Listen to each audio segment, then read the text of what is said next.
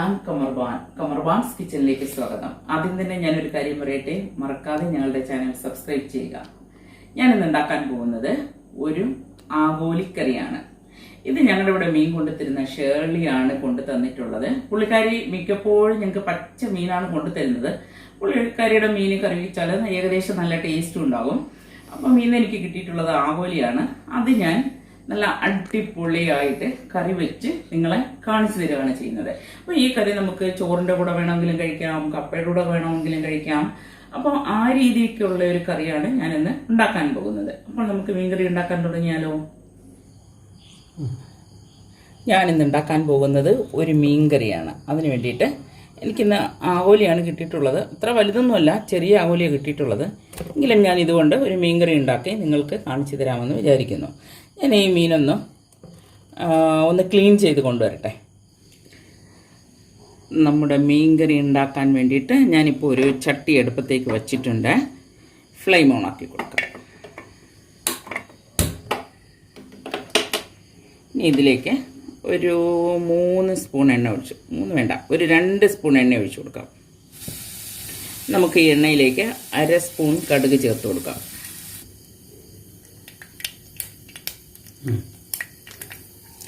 നമ്മുടെ കടുക് പൊട്ടിത്തുടങ്ങി.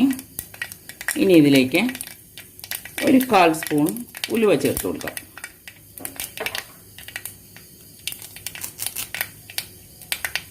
കൂടെ തന്നെ ഒരു 2 കറിവേപ്പില. ഇനി ഇതിലേക്ക് നമ്മൾ എടുത്തു വെച്ചിട്ടുണ്ടായിരുന്ന ആ ചെറിയ ഉള്ളി ചേർത്ത് കൊടുക്കാം. അപ്പം ഞാനിതൊരു 6-7 ചെറിയ ഉള്ളി എടുത്തിട്ട് അത് ചെറുതായിട്ട് അരിഞ്ഞെടുത്തതാണ്. ഉള്ളിയൊക്കെ നിങ്ങളുടെ ഇഷ്ടത്തിനനുസരിച്ച് ചേർത്താൽ മതി. നിങ്ങൾക്ക് കുറച്ച് മതി എന്നുണ്ടെങ്കിൽ കുറച്ച് ചേർക്കാം. അപ്പോൾ ഇതിപ്പോൾ ഒരു 6-7 ഉള്ളിയുണ്ട് ചെറിയ പീസായിട്ട് അരിഞ്ഞെടുത്തത്.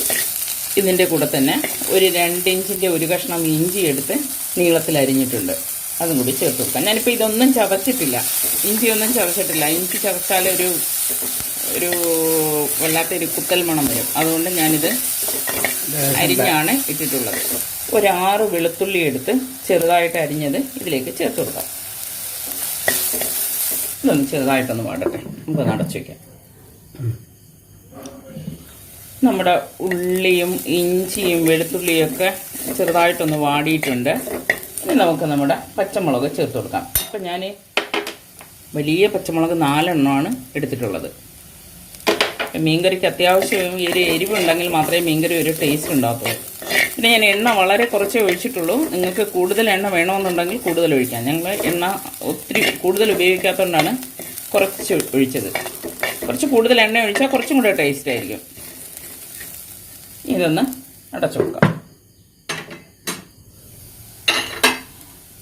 നമ്മുടെ ഇഞ്ചിയും വെളുത്തുള്ളിയും എല്ലാം ഒരുവിധം വാടിയിട്ടുണ്ട്.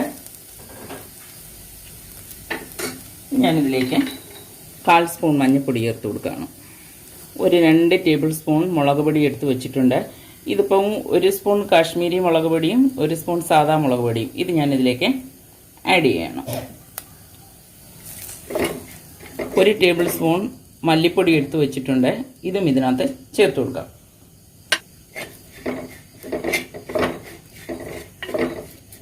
ഞാനൊരു ഇത്തിരി വെള്ളം കൂടെ ഒഴിച്ചു കൊടുക്കുകയാണ്. മസാല കരിഞ്ഞു പോകാതിരിക്കാൻ വേണ്ടിയിട്ടാണ് ഒരു ഇത്തിരി വെള്ളം ഞാൻ ചേർത്ത് കൊടുത്തത്.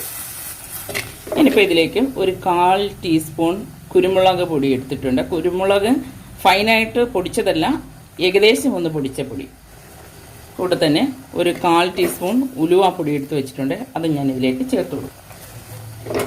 മസാലയുടെ കുത്തൽ മണമൊക്കെ മാറുന്നവരേക്കും നമുക്ക് നന്നായിട്ടൊന്ന് വഴറ്റി കൊടുക്കാം.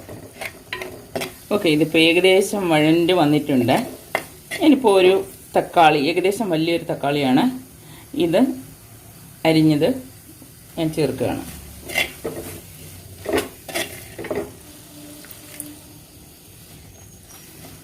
നന്നായിട്ട് എല്ലാം കൂടിയിട്ടൊന്ന് വഴറ്റി കൊടുക്കാം. ഇതൊന്ന് വഴണ്ട് വരാൻ വേണ്ടിയിട്ട് നമുക്കൊരു 2 മിനിറ്റ് ഒന്ന് അടച്ചു കൊടുക്കാം.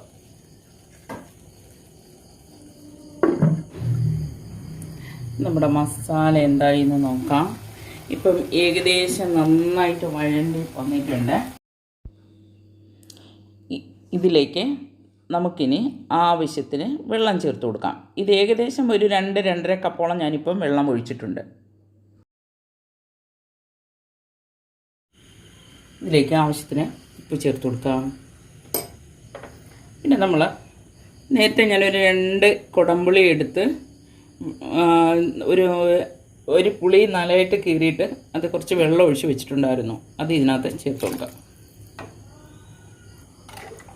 ഇനി ഇതൊന്ന് തിളയ്ക്കുന്നവരേക്ക് നമുക്ക് വെയിറ്റ് ചെയ്യാം. തിളച്ച് കഴിഞ്ഞാൽ നമ്മുടെ മീൻ ഇതിനകത്ത് ചേർത്ത് കൊടുക്കാം. നമ്മുടെ കറി എന്തായി എന്ന് നോക്കാം. നന്നായിട്ട് തിളച്ച് വരുന്നുണ്ട്. ഇനി നമുക്കിതിലേക്ക് നമ്മൾ എടുത്ത് വെച്ചിട്ടുണ്ടായിരുന്ന മീൻ ചേർത്ത് കൊടുക്കാം.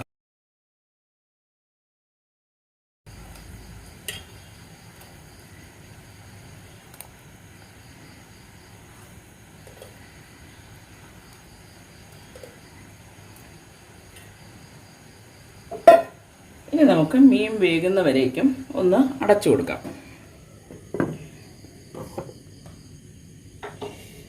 ഈ മീൻ വേകുന്ന സമയം കൊണ്ട് ഞാനൊരു 3/4 കപ്പ് തേങ്ങ എടുത്തിട്ടുണ്ട്. അത് ഞാൻ നന്നായിട്ട് ഒന്ന് അരച്ചെടുക്കാം. നമുക്കിപ്പം കറിയിൽ ചേർക്കാൻ വേണ്ടിയിട്ടുള്ളതാണ്. നിങ്ങൾക്ക് ഈ തേങ്ങ അരച്ച് വിറ്റുന്നതിന് പകരം തേങ്ങാപ്പാൽ വേണമെങ്കിലും ചേർക്കാം. ഞാൻ ചില സമയങ്ങളിൽ ഞാൻ തേങ്ങാപ്പാൽ ചേർക്കും, ചിലപ്പോൾ തേങ്ങ ചേർക്കും.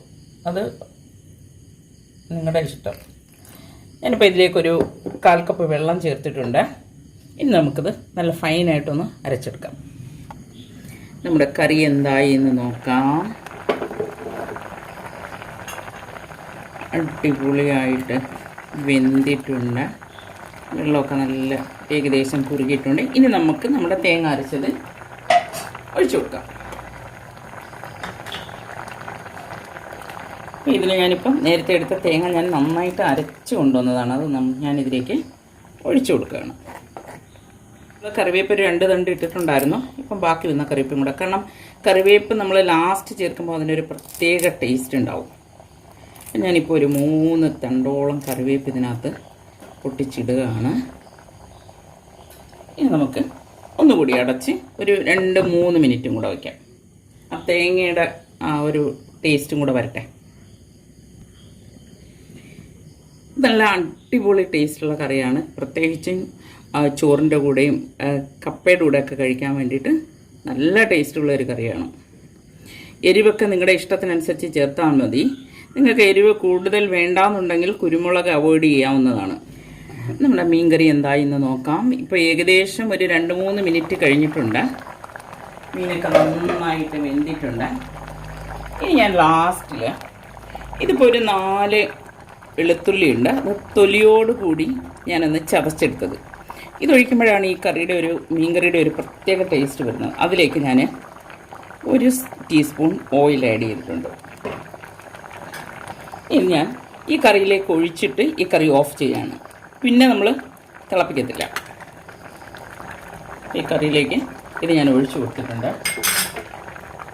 നമുക്കിത് ഫ്ലെയിം ഓഫാക്കി കൊടുക്കാം.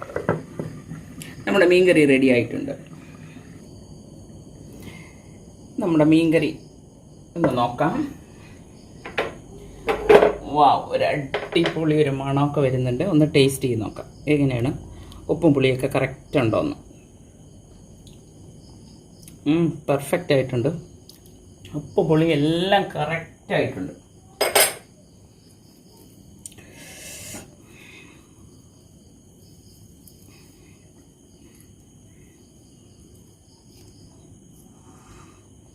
ഞാനിന്നുണ്ടാക്കിയ മീൻ കറി നിങ്ങൾക്ക് ഇഷ്ടപ്പെട്ട് കാണുമെന്ന് കരുതുന്നു.